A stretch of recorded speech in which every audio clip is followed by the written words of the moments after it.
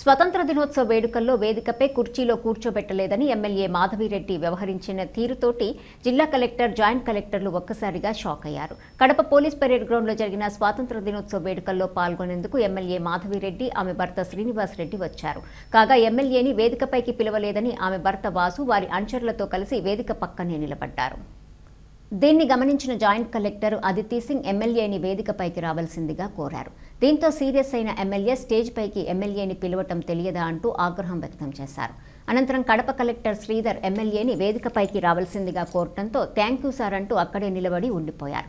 దీనికి స్పందించిన కలెక్టర్ అక్కడ వెళ్లి కూర్చోండంటూ మరో పక్కన గ్యాలరీలో వేసిన కుర్చీలను చూపిస్తూ వెళ్లిపోయారు. అనంతరం కొంతసేపు అక్కడే ఉండి ఎమ్మెల్యే వెళ్లిపోయారు.